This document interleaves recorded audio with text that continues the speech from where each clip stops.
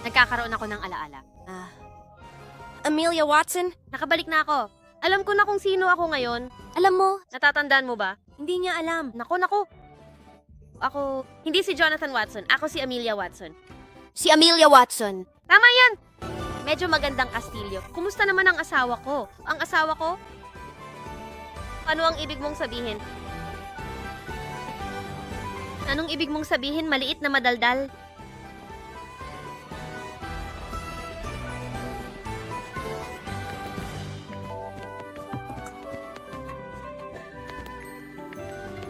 Sinira ang estatwa ng reyna.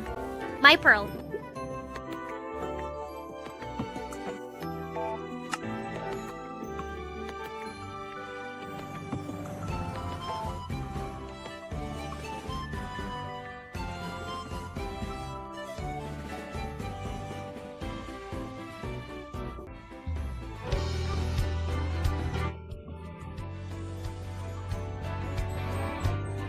Mahal kong perlas. Kumusta? Ako ang iyong perlas. Nabalitaan ko po sa kanila na nanumbalik na raw pala ang lahat ng mga alaala mo. Oh, at ikaw nga. Wala lang. Isa lamang akong simpleng hamak na kabalyero. Ako si Jonathan G. Ito, masaya akong makilala ka, mahal. Jonathan G. Ano ito? Ano ang pangalan mo? Ang pangalan ko ay Amelia Watson. Isa akong detective. Nako, ikinagagalak kong makilala ka, Amelia Watson. Ikinagagalak din kitang makilala, Knight. Nandito ako para ialok ang aking serbisyo.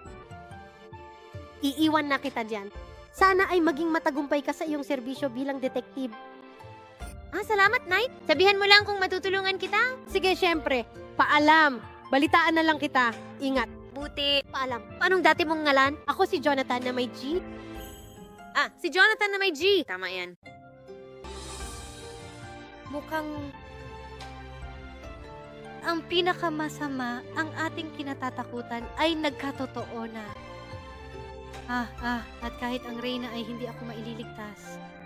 Baka yun ang makapagpabalik sa akin sa panaginip ko. Paalam mga bayani.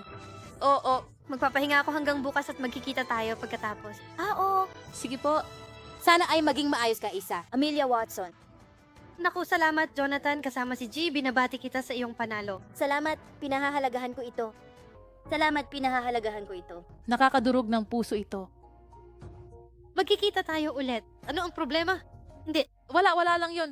Wala lang yan. Wala naman talaga akong gusto. Sige, magpapaalam na ako sa'yo.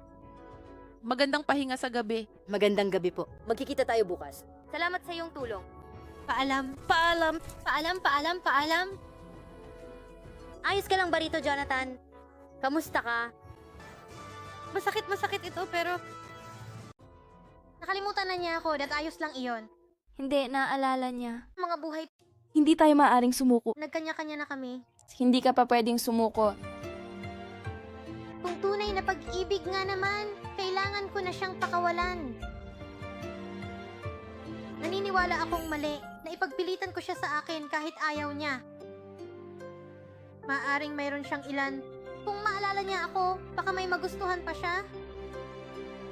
Maaaring iniisip niya ng husto ang ating panahon, ngunit dapat ba nating siraan ang kaniyang mga nakaraang alaala?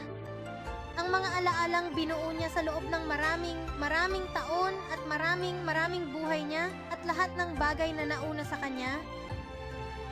Isa lamang akong maliit na lugar na pahingahan.